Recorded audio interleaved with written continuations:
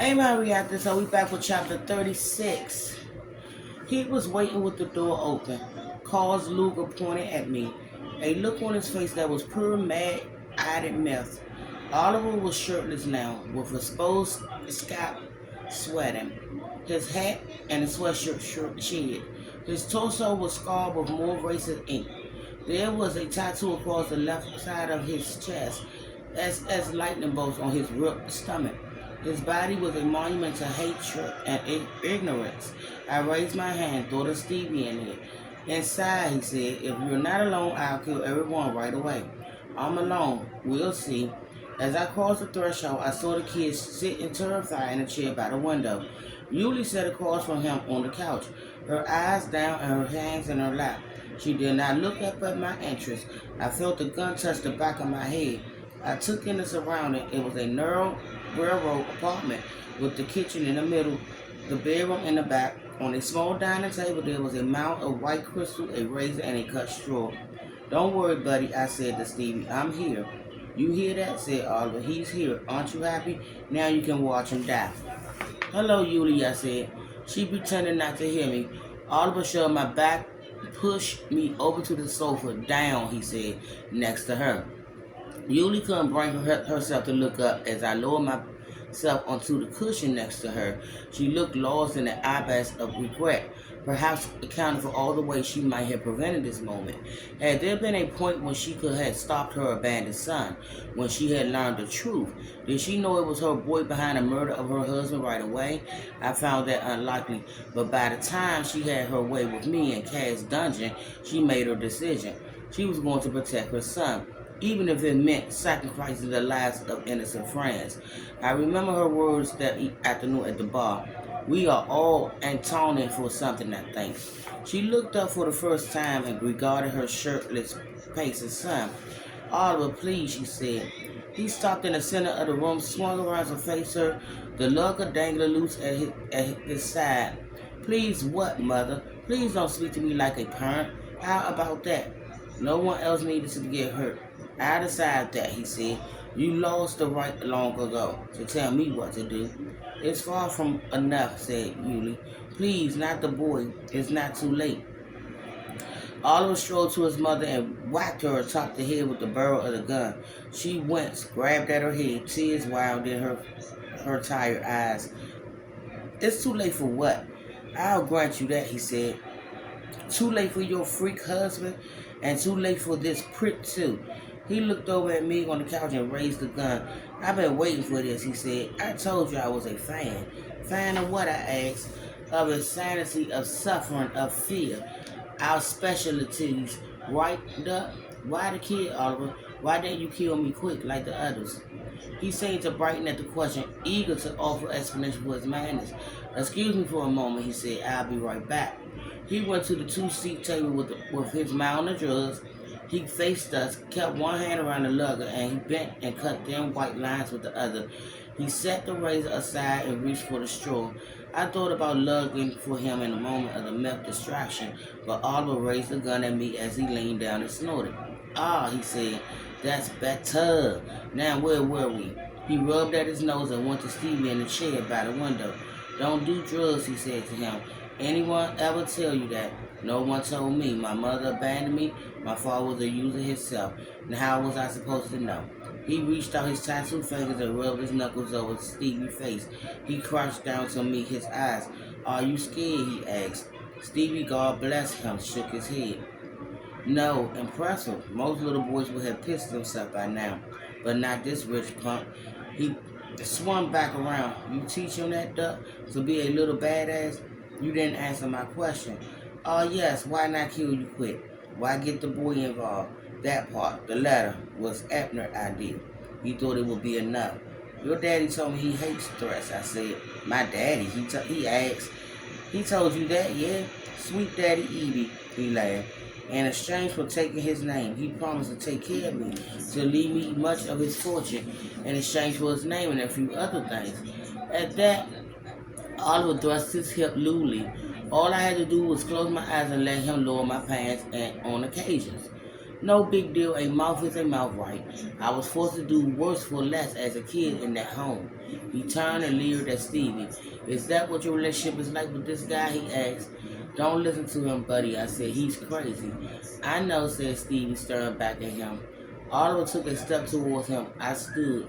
He leveled a gun at my chest and looked down at the boy. It's easy to be brave when you've never been hurt. He took a step closer to Stevie.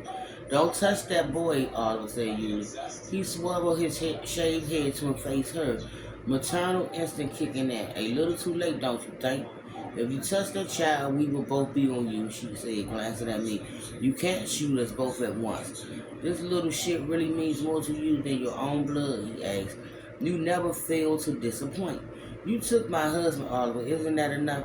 No, he said with a slick smile. We killed him. It wasn't just me there that night. Who was it again that knocked out this clown coming out the bathroom?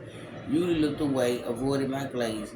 Oliver kept grinning. Who was it again? Who told me to take the cash out the register and to grab that bottle to make it look like a robbery gone wrong? I believe those were your words, mother, were they not? You said you only wanted to speak to him, said Yuli. You promised me that you would reason with him. We both would. With Victor dead, he just needed to give up on that story of his. You believe that? He asked, full of what seemed genuine disbelief. I finally get to comfort the bastard who stole my mother, and you thought I just want to chat. When she didn't answer, I said, you set us up, both of us. You were prepared to let Cass and me take the fall for murders your son committed. I had no choice, she said. He would have killed me. I suspect he still will, I said. Oliver liked that. He stepped away from Stevie and came over to me, rubbing the barrel of gun against his cheek. I wasn't lying, you know. I was a fan of your work. True crime is a passion of mine. And E.B., I love those shows. I learned all about your last case. I really was excited to meet you. Like an autograph, his foot came up fast, too fast to catch it, connected with my mouth. My head rocked back. I taste blood and lost fragrance in my mouth and a few teeth. I spit them out at his feet.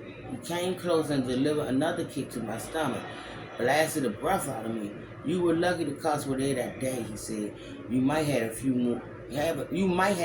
moves, but I would have cleaned the sidewalk with you. I gasped for air, wiped the blood from my mouth, tried to straighten up with Stevie. 4 murderers and counting, I said. You're lucky. New York doesn't have the death penalty. Returning to the tables of drugs, he said, it's funny that you already included yourself in the death count. I haven't. You said 4. He leaned down and snorted up another line. So far, I count only Kruger, Crowley, and that useless security guard at the kid's place. You're forgetting about Victor Wingate, I said. The writer, the bitch boyfriend? I'm afraid you're mistaken, not my work. I was still in Miami at the time of his death. Bullshit, he was, said Yuli next to me. E.B. called to tell me they were coming. He was worried. See, said Oliver, alibis galore. Besides, my plane ticket will confirm that I was on a flight here after that man was killed. The one looked like the doing of your partners. No way, Cass pushed him. Really? You know she was screwing Doc Crowley, right? He liked to talk about what a friend she was. He was sure to kill him. That was the reason for his visit, to cover his own ass. Crowley was worried he was being set up, and of course he was worried about that book. E.B. asked me to join him. What are you going to do with her? I asked, turning to Yuli. Are you going to kill your own mother too? The act of giving birth does not make a mother, he said. She is nothing to me. Until I followed you to her bar, I didn't even know what she looked like. And a kid, I asked, what's your play to kill us all and make it run for it? Life is cheap, he said. Something that spoils little shit is about to learn. Fuck you, said Stevie from across the room. Oliver spun around. What was that? Fuck you, repeated the kids. You're a druggy, racist Nazi. The cop will probably be here any minute. Is that so? Oliver stepped towards him and raised the gun. Stevie's face crumbled after his reckless burst of bravery. Tears flooded down his face. I hate you, he said. Yuli and I exchanged a glance. A flash of connection that communicated life and death in action. We turned towards Oliver and leaped together at him. I caught his arm holding the lugger and knocked it from his grip as it fired. Yuli put her shoulder in the small of his back and sent him falling forward towards the boy. The three of us tumbled into a chair and Stevie dove out of the way. The gunshot rang through the small apartments, ripping through the plastic ceiling.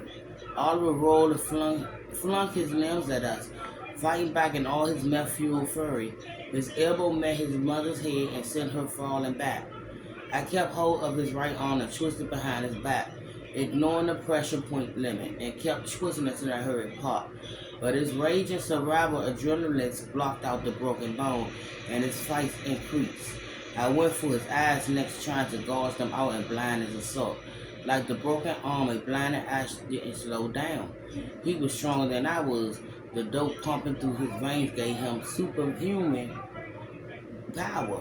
He managed to flip me over, freed the arm, and drove his fist through my face. All was a blur. My world spun, my limbs went limp. Then a second shot rang out from the leather. And I'll be back with chapter 37.